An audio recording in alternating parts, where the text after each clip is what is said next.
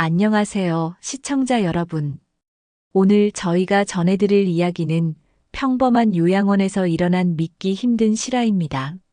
갑질로 악명 높았던 한 할머니의 숨겨진 이야기, 그리고 그녀가 세상을 떠난 후 모두를 충격에 빠뜨린 진실에 대해 말씀드리겠습니다. 서울 근교의 평화요양원. 이곳은 아름다운 자연 환경과 현대적인 시설로 유명한 고급 요양시설이었습니다. 소나무 숲으로 둘러싸인 3층짜리 건물은 마치 작은 호텔처럼 보였고, 내부는 따뜻하고 안락한 분위기로 꾸며져 있었습니다. 특히 시설이 좋고 직원들의 서비스가 뛰어나기로 유명했습니다. 하지만 이 평화로운 요양원에는 모두가 피하고 싶어하는 한 할머니가 계셨습니다. 바로 김순자 할머니였죠. 김순자 할머니는 5년 전 73세의 나이로 요양원에 들어오신 후부터 직원들과 다른 입소자들에게 끊임없이 까다로운 요구와 불평을 쏟아내셨습니다. 식사가 마음에 들지 않는다며 식판을 던지기도 하고, 청소가 제대로 되지 않았다며 고함을 지르기도 했습니다. 때로는 다른 입소자들의 물건을 함부로 만지거나 텔레비전 채널을 독점하는 등 공동생활에서의 매너도 무시하는 경우가 많았습니다. 특히 김할머니는 자신의 방이 완벽하게 청소되기를 원했고, 침구류는 매일 새 것으로 교체되어야 했으며 식사는 항상 따뜻하게 제공되어야 했습니다. 이러한 요구사항이 충족되지 않으면 격렬한 분노를 표출했고, 때로는 직원들을 인격적으로 모욕하는 말들을 내뱉기도 했습니다. 직원들은 그런 김할머니를 피하기 위해 가위바위보로 담당자를 정할 정도였습니다. 아침 교대 시간이면 어김없이 벌어지는 광경이었습니다. 오늘 또 누가 김할머니 담당이야? 어제는 내가 했으니까 오늘은 너 차례지. 아, 정말 오늘도 힘든 하루가 될 것 같네. 이런 대화가 요양원 직원들 사이에서 일상이 되었습니다. 간호사들과 요양보호사들은 김할머니를 돌보는 날이면 퇴근 시간에 지친 표정으로 돌아가곤 했습니다.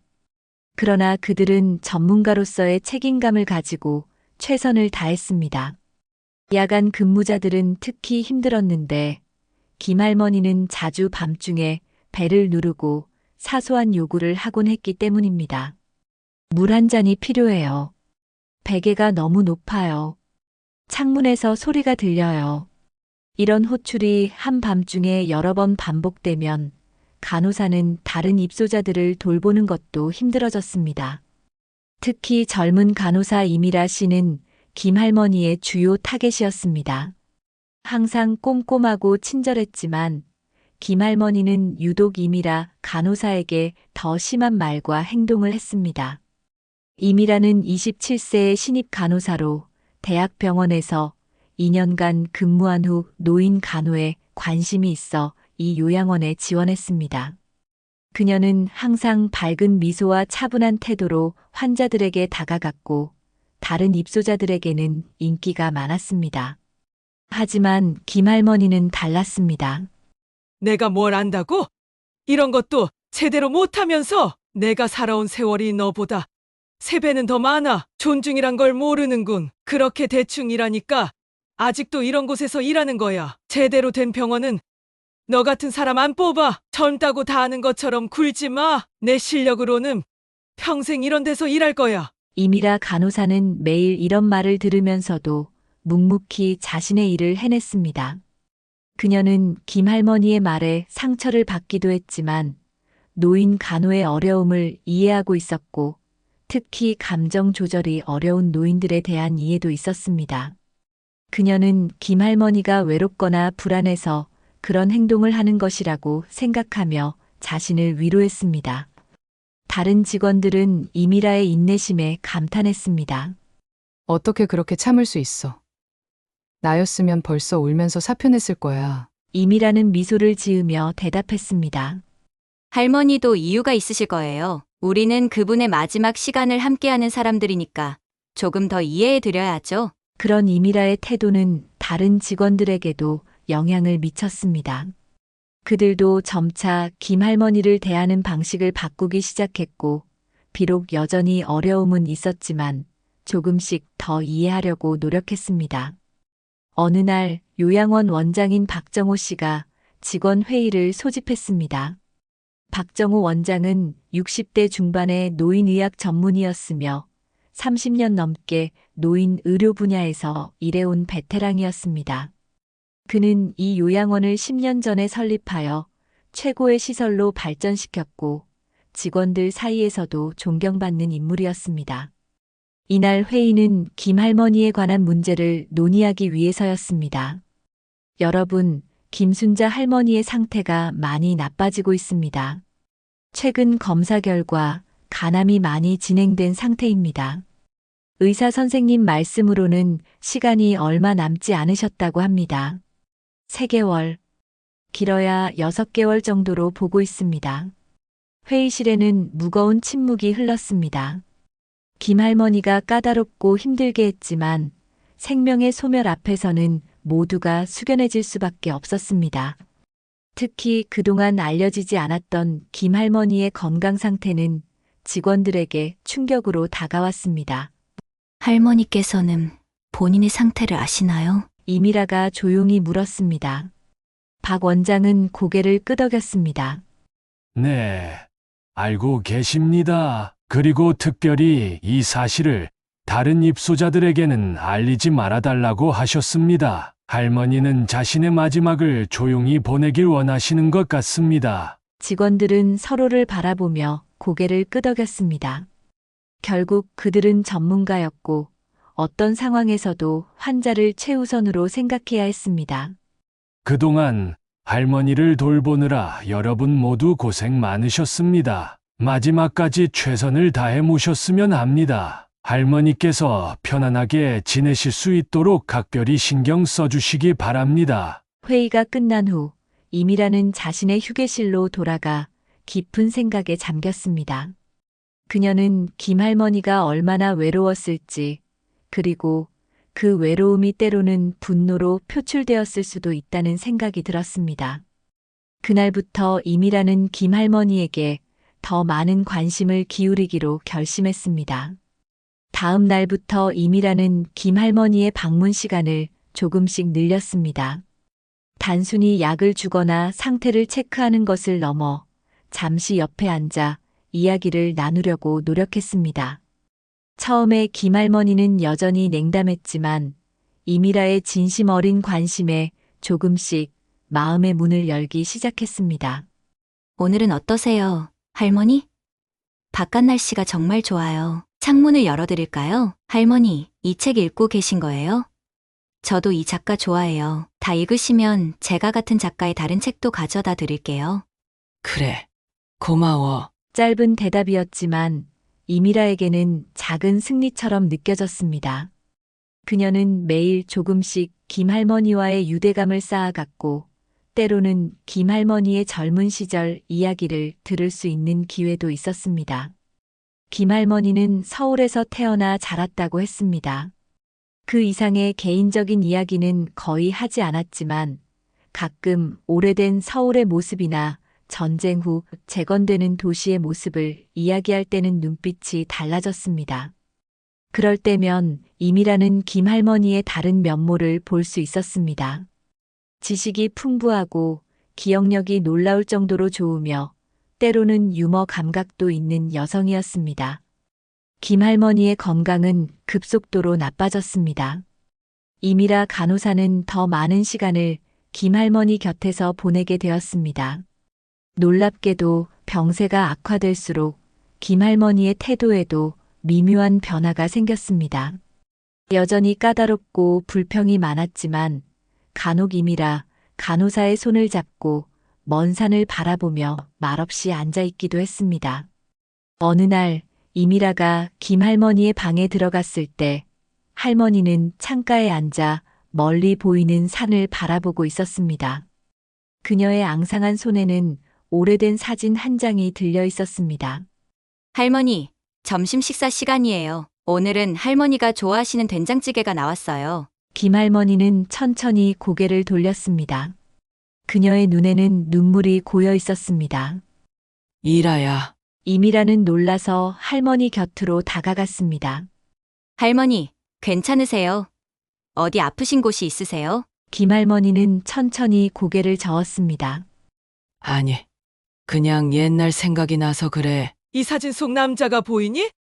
내 남편이었어. 이미라는 조심스럽게 사진을 보았습니다. 젊고 단정한 모습의 남자가 웃고 있었습니다. 정말 멋있으신 분이네요. 할머니와 어떻게 만나셨어요? 김할머니의 입가에 옅은 미소가 번졌습니다. 그건 아주 긴 이야기야. 언젠가 들려줄게. 그날 이후로 김할머니는 이미라에게 조금씩 더 마음을 열기 시작했습니다. 식사 시간에 투정을 부리는 일도 줄어들었고, 다른 직원들에게도 조금씩 부드러운 태도를 보이기 시작했습니다. 물론 여전히 까다로운 면은 있었지만 예전처럼 심한 언행은 사라졌습니다. 어느 비 오는 밤, 이미라 간호사가 야간 근무 중이었을 때였습니다.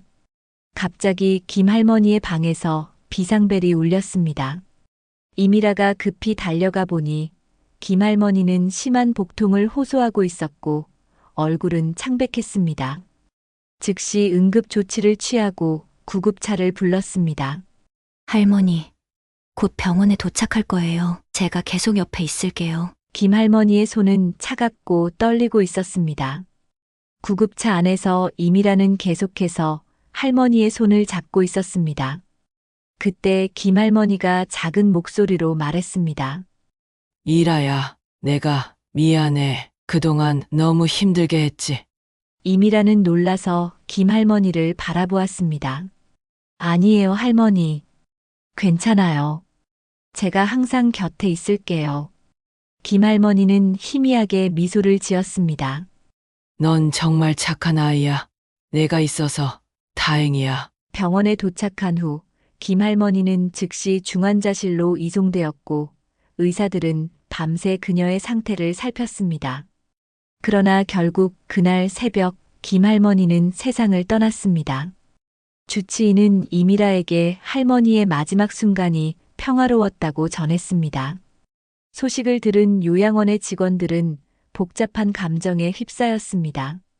힘들게 했던 기억도 있었지만 5년이라는 시간 동안 함께했던 한 생명의 떠남은 분명 슬픈 일이었습니다. 특히 마지막 몇 주간 변화된 김할머니의 모습을 본 직원들은 더욱 슬픔을 감추지 못했습니다. 장례식은 조용하게 치러졌습니다. 김할머니에게는 가족이 없었기 때문에 요양원 직원들이 주로 참석했습니다. 놀랍게도 요양원의 다른 입소자들도 많이 참석했습니다.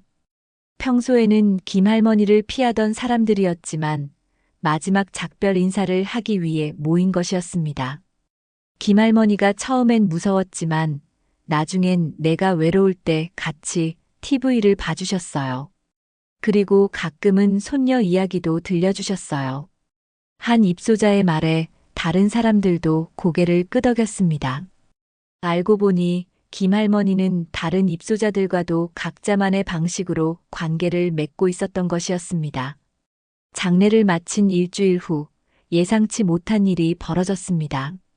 대형 로펌의 변호사 한 명이 요양원을 찾아왔습니다. 그는 원장실에서 박정우 원장과 대화를 나눈 후 모든 직원들을 회의실로 소집해달라고 요청했습니다. 안녕하세요. 저는 김순자 여사의 유언을 집행하는 변호사 최태영입니다. 최태영 변호사는 50대 초반의 단정한 모습을 한 남성이었습니다. 그는 고급스러운 정장을 입고 있었고 품위 있는 태도로 직원들에게 인사했습니다. 직원들은 의아한 표정으로 서로를 바라보았습니다.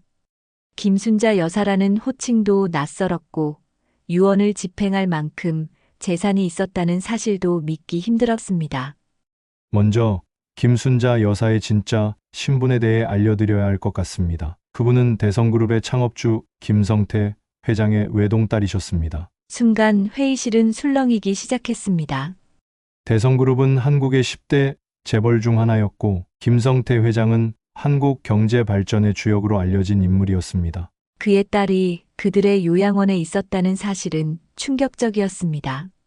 김 여사는 젊은 시절 가족의 반대를 무릅쓰고 평범한 교사와 결혼하셨습니다. 김정태 선생님이라는 분이었죠. 그러나 남편분이 사업에 실패하고 빚을 지게 되면서 가정이 무너졌고 결국 이혼하게 되셨습니다. 그 후 김 여사는 아버지와의 관계도 회복하지 못한 채 혼자 살아오셨습니다. 변호사의 설명에 직원들은 충격을 받았습니다.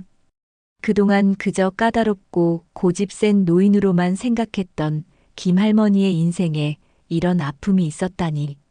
김 여사는 이혼 후에도 자신의 힘으로 일어서셨습니다. 아버지의 도움 없이 스스로 사업을 시작하셨고 패션 디자인 분야에서 상당한 성공을 거두셨습니다. 순자 디자인이라는 브랜드를 아시는 분들도 계실 겁니다. 80년대, 90년대 한국 패션계에서 꽤 이름을 알렸던 브랜드였죠.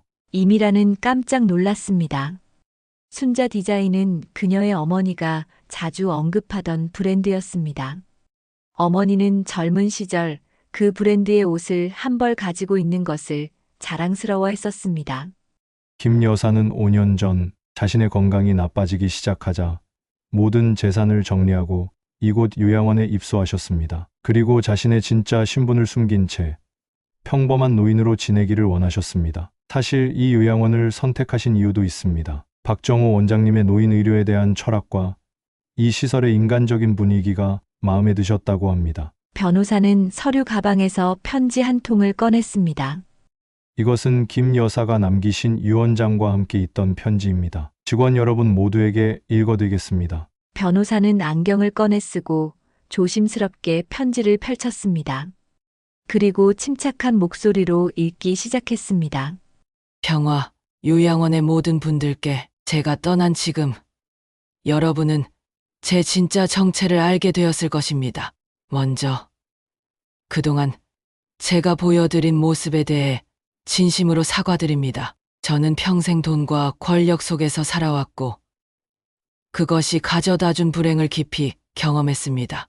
이곳에 오기 전 저는 한 가지 결심을 했습니다. 마지막 생을 평범한 노인으로 살아보자고. 그리고 진정으로 나를 위해 일하는 사람들이 있는지 시험해보고 싶었습니다. 여러분, 특히 이미라 간호사는 제 무례함과 까다로움에도 불구하고 한 번도 저를 포기하지 않았습니다. 돈이나 지위가 아닌 그저 한 인간으로서 저를 대해주셨습니다. 그것이 제 인생에서 가장 값진 경험이었습니다. 제 재산의 상당 부분은 이미 여러 자선단체에 기부되었습니다. 하지만 특별히 평화 요양원과 이곳에서 일하는 모든 직원들에게 감사의 마음을 전하고 싶었습니다. 변호사는 편지를 내려놓고 다시 서류 가방에서 서류 뭉치를 꺼냈습니다. 김 여사는 평화요양원에 50억 원을 기부하셨습니다. 이 돈은 시설 개선과 직원들의 근무 환경 개선에 사용되기를 원하셨습니다. 직원들 사이에서 놀라움의 탄성이 터져나왔습니다. 50억이라는 거액은 상상도 하지 못한 금액이었습니다.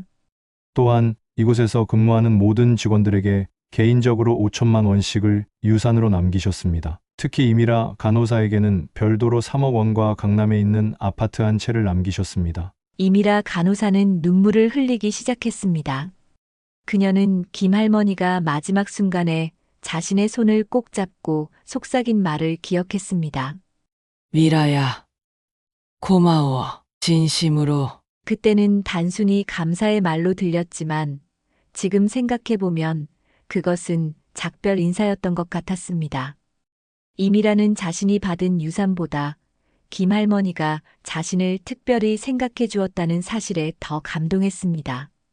변호사는 계속해서 말했습니다.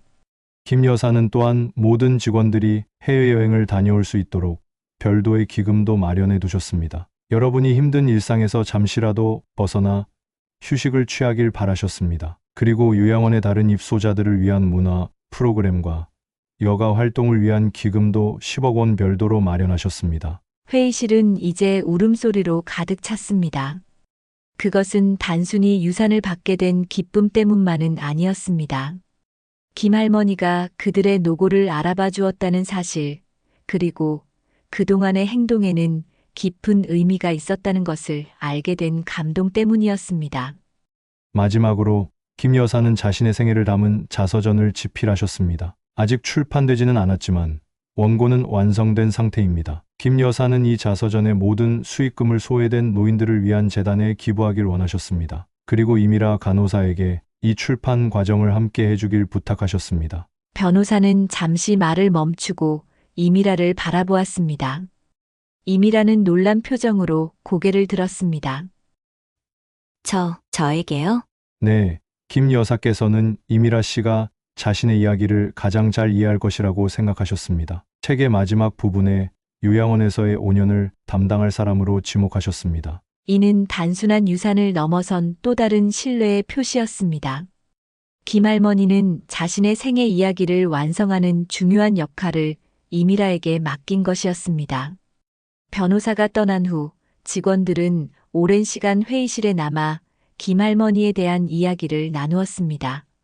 처음에는 힘들었던 기억들, 그리고 점차 그녀의 다른 모습들에 대한 이야기로 이어졌습니다. 사실 김할머니가 제일 좋아하시던 음식이 그냥 평범한 된장찌개였어요. 비싼 음식보다 그게 더 좋다고 하셨죠. 한 번은 제가 감기에 걸렸을 때 할머니가 약을 챙겨주셨어요. 아무도 없을 때 몰래요. 그리고 따뜻한 대추차도 끓여주셨어요. 그때는 정말 놀랐어요. 크리스마스 때 할머니가 저한테 손수건을 선물해 주셨어요. 나중에 알고 보니 직접 수놓으신 거였더라고요. 그 솜씨가 정말 대단하셨어요. 이야기를 나누다 보니 김할머니는 까다롭고 불평이 많았지만 때로는 따뜻한 면모도 있었다는 사실을 깨닫게 되었습니다. 그리고 그런 순간들이 마지막으로 갈수록 더 많아졌다는 것도요. 그날 저녁 직원들은 자발적으로 김할머니를 기리는 작은 모임을 가졌습니다. 그들은 평화요양원의 옥상 정원에 모여 김할머니가 좋아했던 차를 마시며 추억을 나누었습니다. 그리고 그곳에 김할머니를 기억하는 작은 화단을 만들기로 결정했습니다. 순자의 정원이라 이름 붙여진 이 화단에는 김할머니가 좋아했던 꽃들을 심기로 했습니다.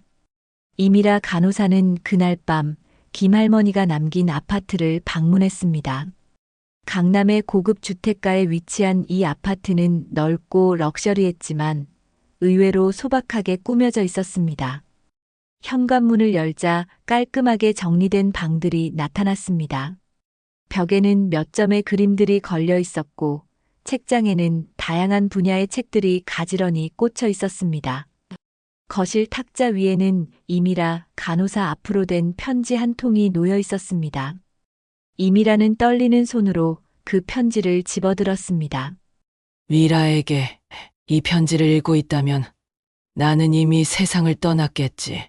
너에게 특별히 유산을 남긴 이유를 설명하고 싶구나. 내가 요양원에 처음 왔을 때 나는 사람들의 진심을 시험해보고 싶었어. 부와 명예 속에서 평생을 살았지만 진정한 인간관계를 경험하지 못했거든. 모두가 내 재산과 지위 때문에 나에게 접근했지. 그래서 내 마지막 생에는 평범한 노인으로 살아보고 싶었어. 특히 너는 내가 얼마나 힘들게 했는데도 한 번도 불평하지 않았지.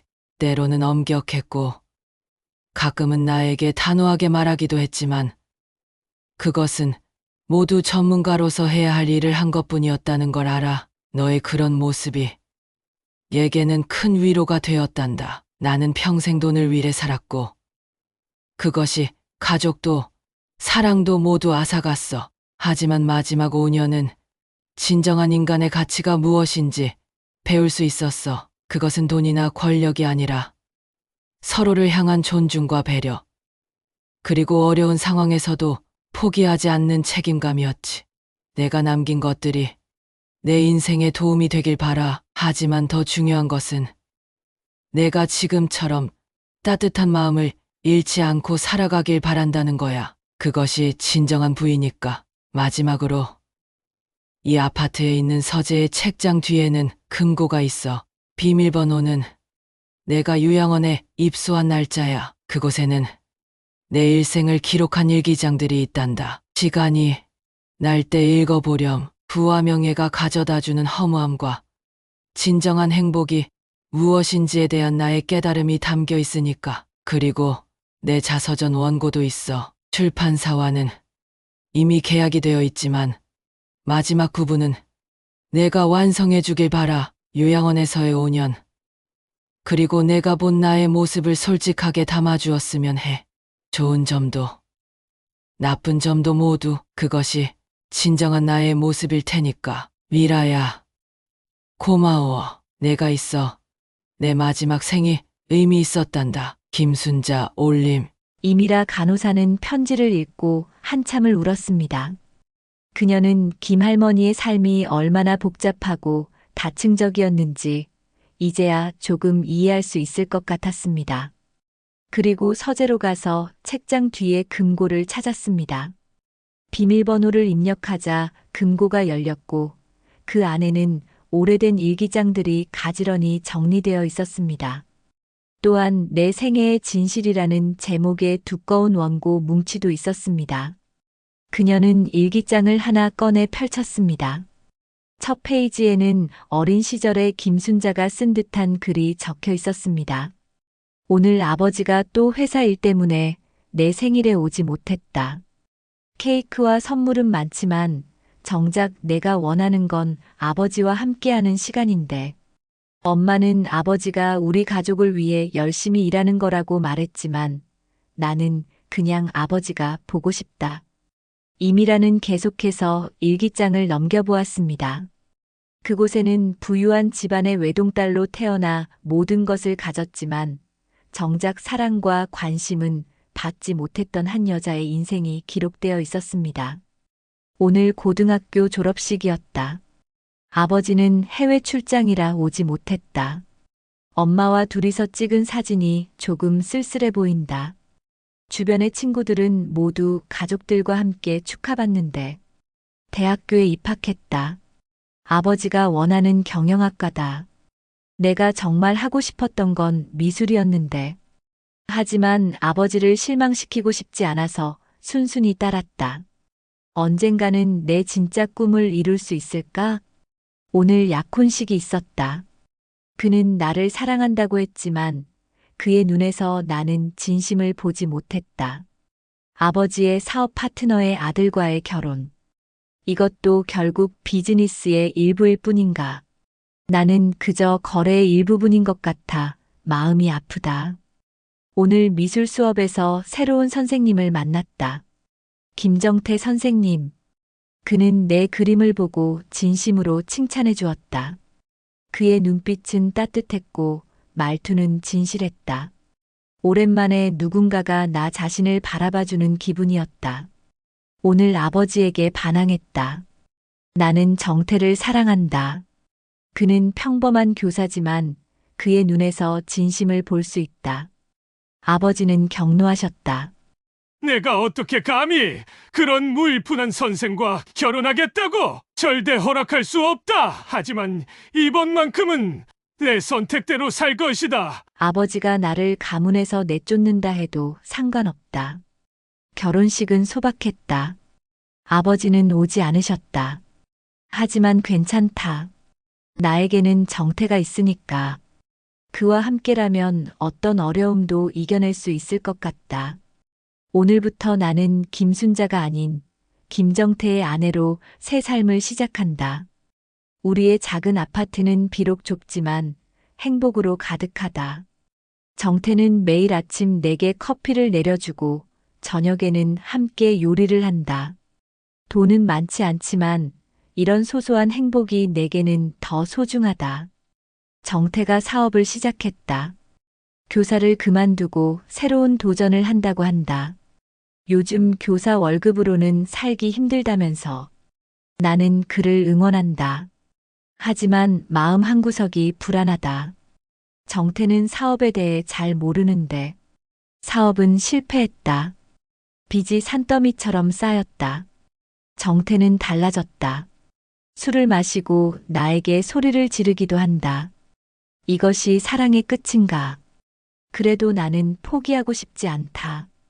우리는 다시 일어설 수 있을 거야. 두 번째 사업도 실패했다. 이제 우리 집은 경매에 넘어갈 위기에 처했다. 정태는 매일 술에 취해 돌아온다. 더 이상 대화가 통하지 않는다. 내가 일을 해서 우리 가정을 지키겠다고 했더니 그는 나를 비웃었다. 내가 뭘 할 수 있다고? 그의 말은 가슴에 못으로 박혔다. 이혼했다. 아버지에게 도움을 청했지만 거절당했다. 내가 선택한 길이니 끝까지 책임져라. 그의 차가운 말이 아직도 귓가에 맴돈다. 하지만 이제 다시 시작할 것이다. 나도 할 수 있다. 일기는 계속되었습니다. 이혼 후 혼자 사업을 시작해 성공한 이야기. 그러나 성공 속에서도 느꼈던 공허함, 아버지와의 화해 시도와 실패, 그리고 마지막으로 암 진단을 받은 후의 심정들까지. 오늘 사업 20주년 기념 파티가 있었다. 많은 사람들이 나를 축하해 주었지만 정작 내 옆에는 가족이 없다. 부모님은 모두 돌아가셨고 남편과 아이도 없다. 이것이 내가 그토록 원했던 성공의 모습인가? 아버지의 장례식에 다녀왔다. 그는 끝내 나를 용서하지 않았다. 나도 그를 이해하지 못했다. 우리는 서로를 사랑했지만 그 방식을 몰랐던 것 같다. 이제 너무 늦었지만 의사는 시간이 얼마 남지 않았다고 한다. 이제 와서 생각해보니 나는 평생 무엇을 위해 살았던 것일까? 돈, 명예, 그것들이 나에게 진정한 행복을 가져다 주었던가? 내 마지막 시간은 다르게 살고 싶다. 진정한 인간관계, 돈이 아닌 나 자신으로서 존중받는 경험을 하고 싶다. 마지막 일기장에는 요양원에서의 일상이 담겨 있었습니다. 처음에는 까다롭게 굴며 사람들을 시험했던 이야기, 그리고 점차 직원들의 진심을 느끼게 된 과정, 특히 임이라 간호사에 대한 고마움이 자세히 적혀 있었습니다. 오늘 요양원에 입소했다. 모든 재산을 정리하고 나니 마음이 홀가분하다. 이제 나는 그저 김순자 할머니일 뿐이다. 대성그룹 회장의 딸도 아니고 성공한 사업가도 아닌. 사람들이 나를 어떻게 대할지 궁금하다. 처음에는 까다롭게 굴어보기로 했다. 사람들이 정말로 환자를 위해 일하는지 아니면 그저 의무감에서 하는지 시험해보고 싶었다. 솔직히 말하면 나는 평생 사람들에게 이용당하는 기분이었다. 아버지에게는 회사의 후계자로, 정태에게는 경제적 지원자로. 이번에는 진정한 인간관계를 경험하고 싶다. 오늘도 미라가 참을성 있게 나를 돌봐주었다. 내가 얼마나 그녀를 힘들게 하는지 알면서도 그녀는 항상 미소를 잃지 않는다. 이것이 진정한 전문가의 모습인가 아니면 그녀의 본성인가? 어쩌면 둘 다일 것이다. 그녀를 보고 있으면 딸이 있었으면 어땠을까 하는 생각도 든다. 미라에게 너무 심했나 보다. 오늘 그녀가 화장실에서 몰래 눈물을 닦는 것을 보았다. 마음이 아팠다. 하지만 아직은 내 실험을 계속해야 한다. 진심으로 나를 돌보는 사람이 있는지 알고 싶다. 오늘 미라에게 내 젊은 시절 사진을 보여주었다. 그녀는 진심으로 관심을 가져주었다. 남편 이야기도 조금 했다. 오랜만에 누군가와 진솔한 대화를 나누니 기분이 좋았다. 시간이 얼마 남지 않은 것 같다. 몸이 점점 무거워진다. 하지만 마음은 오히려 가벼워진다. 이곳에서의 시간이 내 인생에서 가장 값진 시간이었다는 것을 이제야 깨닫는다. 내 재산을 어떻게 나눌지 모두 결정했다. 특히 이 요양원과 직원들에게 감사의 마음을 전하고 싶다. 그들은 내가 그저 평범한 노인이라고 생각했지만 나에게 인간으로서의 존엄을 가르쳐 주었으니까. 마지막 페이지에는 이미라에게 직접 쓴 듯한 메시지가 있었습니다. 미라야, 내가 이 일기를 읽게 된다면 그때는 나는 이미 이 세상에 없을 거야. 하지만 괜찮아. 나는 평생 많은 걸 가졌지만 진정한 행복을 몰랐어.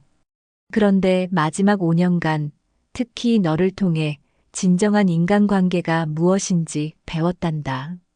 내가 남긴 족적은 돈으로 환산할 수 없을 만큼 값진 것이야. 내가 남긴 것들이 내 인생에 작은 도움이 되길 바라. 행복하게 살아라, 미라야. 이미라는 일기장을 가슴에 안고 오랫동안 생각에 잠겼습니다. 김할머니의 까다로운 행동 뒤에 숨겨진 깊은 아픔과 외로움, 그리고 마지막 순간까지 인간으로서 존중받고 싶었던 간절한 바람이 느껴졌습니다. 그리고 자서전 원고를 펼쳐보았습니다. 첫 페이지에는 이렇게 쓰여 있었습니다.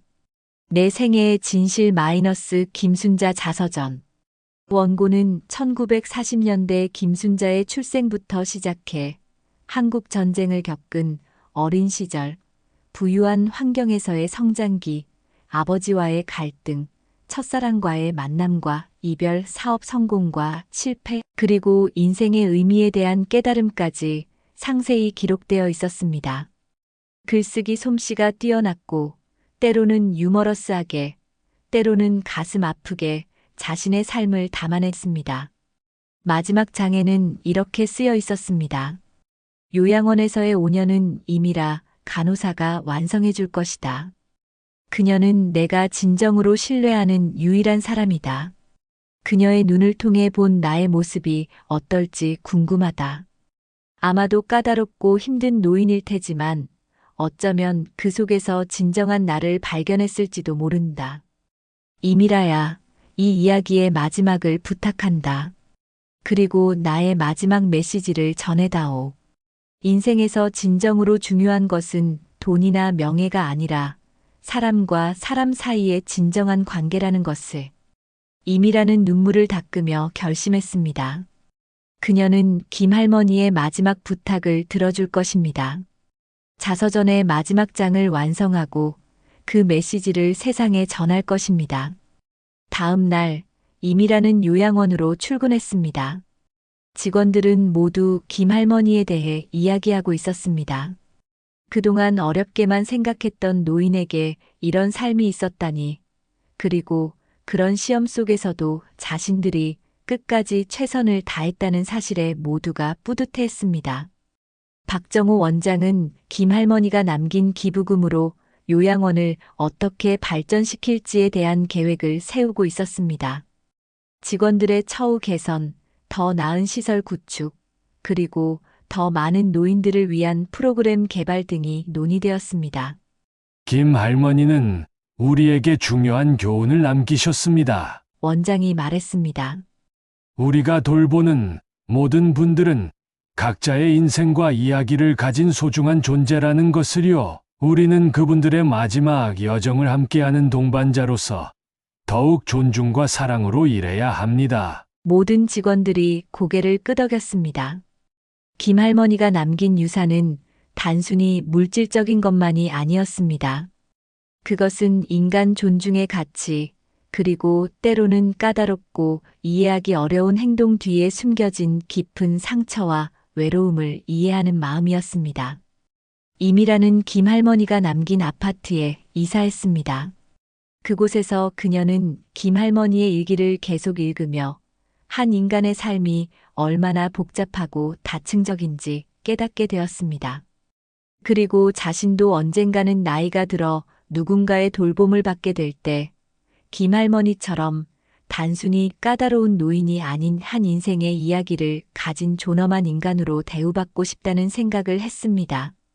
몇 개월 후, 이미라는 김할머니의 자서전 마지막 장을 완성했습니다.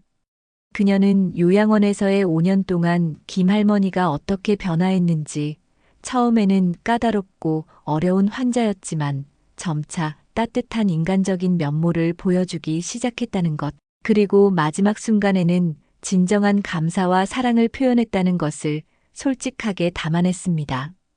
자서전은 출판되자마자 큰 화제가 되었습니다. 재벌 상속녀의 마지막 고백이라는 제목으로 출간된 이 책은 많은 독자들의 마음을 울렸습니다. 특히 노년층 독자들에게 큰 반향을 일으켰고 젊은 세대들에게는 성공과 행복의 의미에 대해 다시 생각해 볼 기회를 제공했습니다. 책의 모든 수익금은 김 할머니의 뜻에 따라 김순자 노인복지재단에 기부되었습니다. 이 재단은 소외된 노인들을 위한 다양한 프로그램을 지원하고 요양시설 종사자들의 교육과 처우 개선을 위한 활동을 펼쳤습니다. 요양원은 김 할머니를 기리기 위해 작은 정원을 조성했습니다. 순자의 정원이라 이름 붙여진 그곳에는 김 할머니가 좋아했던 꽃들이 심어졌고 중앙에는 작은 동판이 설치되었습니다. 인생의 가치는 소유한 것의 크기가 아니라 나눈 사랑의 깊이에 있다. 마이너스 김순자. 이 이야기는 SNS를 통해 퍼지기 시작했습니다. 까다롭고 어려운 노인으로만 여겨졌던 한 여성이 사실은 대재벌의 상속녀였으며 마지막 생을 진정한 인간관계를 경험하기 위한 여정으로 삼았다는 사실이 많은 사람들에게 깊은 감동을 주었습니다. 특히 요양시설에서 일하는 많은 전문가들에게 이 이야기는 자신들의 일의 가치를 재확인하는 계기가 되었습니다. 때로는 힘들고 보상이 적게 느껴질 수 있는 일이지만 그들이 제공하는 돌봄과 존중이 누군가의 인생에 얼마나 큰 의미를 가져다 줄 수 있는지를 보여주는 사례였으니까요. 요양원의 직원들은 김 할머니가 남긴 유산으로 각자의 꿈을 이루기 시작했습니다. 누군가는 오래 미루어왔던 유학을 떠났고 또 다른 이는 작은 카페를 열었습니다. 박 원장은 요양원을 더욱 현대화하고 더 많은 인력을 고용해 노인들에게 더 나은 서비스를 제공할 수 있게 되었습니다. 김 할머니의 자서전은 베스트셀러가 되었고 이를 바탕으로 한 다큐멘터리도 제작되었습니다. 특히 이 다큐멘터리는 노인 돌봄의 중요성과 노인 인권에 대한 사회적 관심을 불러일으키는데 큰 역할을 했습니다. 그리고 예상치 못한 일도 있었습니다. 김 할머니의 이야기가 알려지면서 오래전 이혼했던 남편 김정태 씨가 언론에 나타난 것입니다. 이제는 80대 중반이 된 그는 김 할머니의 이야기를 듣고 깊은 후회와 반성의 마음을 전했습니다. 순자는 내 인생에서 가장 소중한 사람이었습니다. 하지만 저는 그녀의 가치를 알아보지 못했고 오히려 상처를 주었습니다. 이제 와서 용서를 구하기엔 너무 늦었지만 그녀가 마지막에 행복을 찾았다는 사실이 그나마 위안이 됩니다. 이 소식을 들은 임이라는 김정태 씨를 직접 만나기로 결심했습니다. 그는 지방의 작은 요양원에서 홀로 지내고 있었습니다. 임이라는 김 할머니의 일기장과 자서전을 가지고 그를 찾아갔습니다. 정태 씨, 안녕하세요. 저는 김순자 할머니를 돌봤던 간호사 이미라입니다. 노인은 떨리는 손으로 이미라를 맞이했습니다. 순자의 이야기를 들었습니다. 그녀가 마지막까지 저를 기억해 주었다니. 이미라는 김 할머니의 일기장 중 정태 씨에 관한 부분들을 보여주었습니다. 그 중에는 그를 원망하는 내용도 있었지만 또한 그와의 행복했던 시간을 그리워하는 내용도 있었습니다. 순자는 마지막까지도 당신을 기억하고 있었어요. 그리고 당신과의 추억이 그녀에게 소중했다는 것을 알아주셨으면 해요. 정태 씨의 눈에서 눈물이 흘러내렸습니다.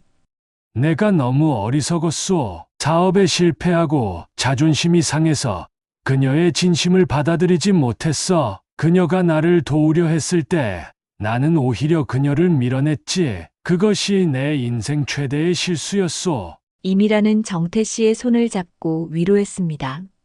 할머니는 당신과의 시간이 행복했다고 하셨어요. 그리고 인생에서 진정한 의미를 찾는 것의 중요성을 깨달으셨고요. 그 과정에서 당신도 중요한 역할을 하셨어요. 정태 씨는 이미라에게 자신의 이야기를 들려주었습니다. 이혼 후 그는 알코올 중독에 빠졌고 한동안 방황했습니다. 하지만 결국 자신의 모습을 돌아보고 다시 교직으로 돌아가 시골 학교에서 미술을 가르쳤습니다. 그는 학생들을 통해 삶의 의미를 찾았고 많은 제자들이 그를 존경했습니다. 하지만 그의 마음 한켠에는 항상 순자에 대한 미안함과 그리움이 자리하고 있었다고 합니다. 임이라는 정태 씨에게 김할머니의 자서전을 건네주었습니다. 이것은 할머니가 남긴 자서전입니다. 마지막 장은 제가 완성했어요. 읽어보시면 할머니가 어떤 분이셨는지 더 잘 이해하실 수 있을 거예요. 정태 씨는 감사의 마음을 전하며 책을 받았습니다. 그리고 얼마 후 그는 자신의 회고록을 쓰기 시작했습니다. 내가 놓친 보석 마이너스 김순자를 사랑했던 한 남자의 이야기라는 제목의 이 책은 김순자의 자서전과 함께 많은 사람들에게 인생의 소중함과 진정한 사랑의 의미에 대해 생각해 볼 기회를 제공했습니다. 김할머니가 세상을 떠난 지 1년이 지난 어느 날, 임이라는 뜻밖의 방문객을 맞게 되었습니다. 대성그룹의 현 회장인 김준호, 김할머니의 친척이었습니다. 임이라 씨를 만나게 되어 반갑습니다. 순자 이모님의 이야기를 들었습니다. 이모님의 마지막을 함께 해주셔서 감사합니다. 임이라는 당황했지만 침착하게 그를 맞이했습니다. 저희는 그저 할머니를 돌보는 일을 했을 뿐입니다. 오히려 할머니께서 저희에게 큰 가르침을 주셨죠. 김준호는 임이라가 쓴 책을 읽었다며 김할머니의 이야기가 더 많은 사람들에게 알려지기를 바란다고 말했습니다. 이모님은 우리 가문의 슬픈 역사입니다. 저희 할아버지, 이모님의 아버지는 사업에만 몰두하시느라 가족을 돌보지 못하셨어요. 이모님이 평범한 교사와 결혼하겠다고 했을 때 격렬하게 반대하셨고 결국 이모님은 가문에서 쫓겨나다시피 하셨죠. 김준호는 한숨을 쉬며 계속 말을 이었습니다. 할아버지는 돌아가시기 전에 이모님을 찾아보려 하셨지만 너무 늦었어요. 이모님은 이미 연락을 끊고 자취를 감추신 뒤였죠. 저희는 이모님이 요양원에 계셨다는 사실조차 최근에야 알게 되었습니다. 임이라는 김준호의 이야기를 들으며 김할머니의 삶이 얼마나 외로웠을지 다시 한번 생각하게 되었습니다. 이모님의 이야기를 통해 저희 가문도 많은 것을 배웠습니다. 사업의 성공이 전부가 아니라는 것을요. 그래서 저희는 이모님을 기리는 재단을 설립하기로 했습니다. 김순자 노인복지재단이라고 소외된 노인들을 위한 다양한 프로그램을 지원할 계획입니다. 임이라는 감동했습니다. 김할머니의 인생이 이렇게 다른 사람들에게 영향을 미치고 있다니 그녀도 하늘에서 보고 있다면 행복해할 것 같았습니다. 재단의 이사회에 이미라 씨도 함께 해주셨으면 합니다. 이모님을 가장 잘 이해하고 있는 분이니까요. 임이라는 잠시 생각한 후 수락했습니다. 김할머니의 뜻을 이어나가는 일에 자신도 기여할 수 있다면 더할 나위 없이 좋은 일이었습니다. 그로부터 5년이 지난 지금 김순자 노인복지재단은 전국적으로 인정받는 단체가 되었습니다. 임이라는 재단의 중심 인물로 활동하며 노인 복지에 관한 다양한 혁신적 프로그램을 개발하고 있습니다. 특히 존엄한 노후라는 프로그램은 요양시설에서 노인들의 개인적 이야기와 가치를 존중하는 문화를 만들어가는데 큰 기여를 하고 있습니다. 평화요양원은 이제 김순자 기념요양원으로 이름이 바뀌었고 최첨단 시설과 전문 인력을 갖춘 모범적인 요양시설로 발전했습니다. 이곳에서는 매년 김순자의 날을 기념하며 노인 복지의 중요성과 인간 존엄성에 대해 이야기하는 행사를 개최합니다. 김할머니의 이야기는 드라마로도 제작되어 많은 사람들에게 감동을 주었습니다. 이 드라마는 특히 노인 세대와 젊은 세대 간의 이해와 소통의 중요성을 강조하며 세대 간 갈등을 해소하는 데도 기여했습니다. 순자의 정원은 더욱 아름답게 가꾸어져 많은 노인들이 평화롭게 시간을 보내는 공간이 되었습니다. 정원 중앙에 있는 동판의 글귀는 방문객들에게 깊은 인상을 남깁니다. 인생의 가치는 소유한 것의 크기가 아니라 나눈 사랑의 깊이에 있다. 마이너스 김순자. 임이라는 여전히 김할머니가 남긴 아파트에 살고 있습니다. 그곳의 서재에는 김 할머니의 일기장들이 소중히 보관되어 있고 이미라는 가끔 그것들을 꺼내 읽으며 김 할머니를 떠올립니다. 처음에는 까다롭고 힘들게 했던 노인이었지만 결국에는 자신의 인생에 가장 큰 영향을 준 사람이 되었다는 사실이 여전히 놀랍게 느껴집니다. 어느 날 저녁, 임이라는 서재에서 그동안 발견하지 못했던 작은 상자를 발견했습니다. 그 안에는 오래된 흑백 사진 한 장이 있었습니다. 젊고 아름다운 여성이 수수한 차림의 남성과 함께 환하게 웃고 있는 모습이었습니다. 사진 뒷면에는 이렇게 적혀 있었습니다. 정태와의 결혼식 날, 내 인생에서 가장 행복했던 순간. 1965년 5월 12일. 그리고 그 아래에는 작은 글씨로 이렇게 덧붙여져 있었습니다. 미라야, 내가 이 사진을 발견했다면 그것은 우연이 아닐 거야. 이 사진 속 행복한 순간처럼 너도 진정한 행복을 찾길 바라. 돈이나 지위가 아닌 진심 어린 사랑과 관계 속에서. 그것이 내가 인생 끝자락에서 깨달은 진실이니까. 임이라는 사진을 가슴에 안고 창밖을 바라보았습니다. 봄바람이 순자의 정원에 심어진 꽃들을 살랑이게 하고 있었습니다. 그녀는 문득 김 할머니의 목소리가 들리는 것 같았습니다. 미라야, 행복은 생각보다 가까운 곳에 있단다. 돈이나 명예가 아니라 진정한 인간관계 속에서. 임이라는 미소를 지었습니다. 그녀는 이제 자신의 삶의 의미를 찾았습니다. 김 할머니의 유산을 단순히 물질적인 것으로만 받아들인 것이 아니라 그 안에 담긴 진정한 가치와 메시지를 이어나가는 것. 그것이 김 할머니가 진정으로 바랐던 것임을 그녀는 알고 있었습니다.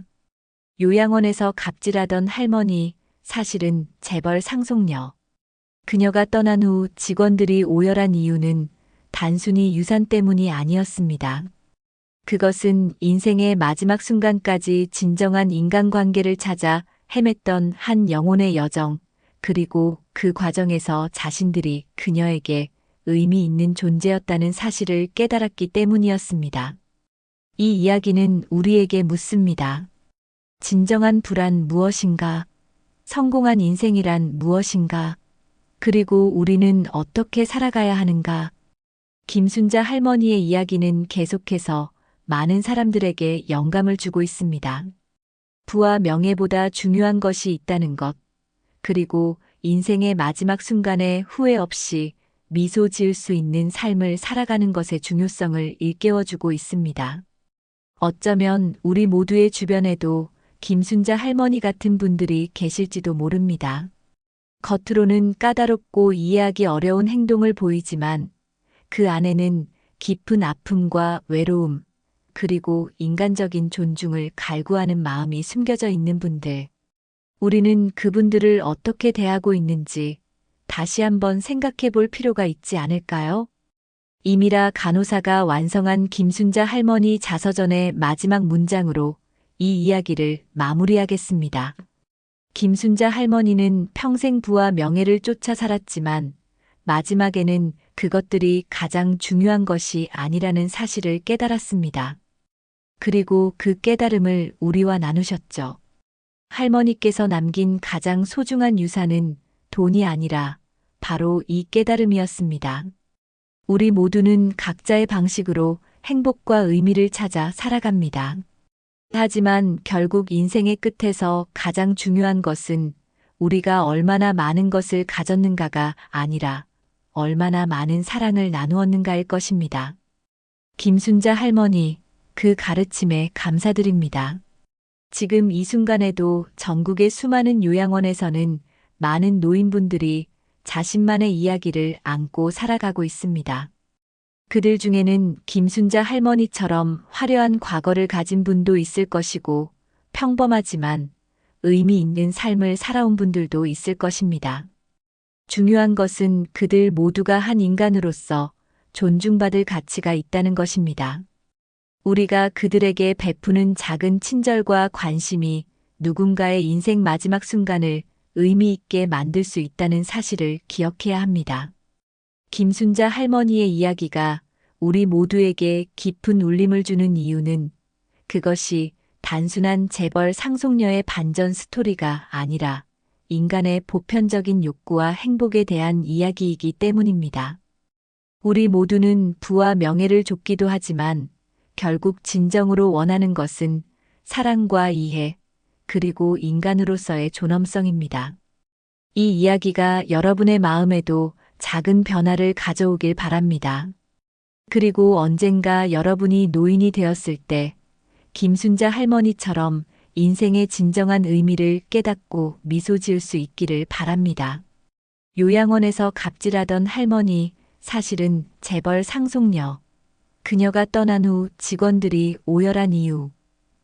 그 이유는 바로 사랑이었습니다. 사랑을 주고받는 과정에서 발견한 인생의 진정한 의미였습니다.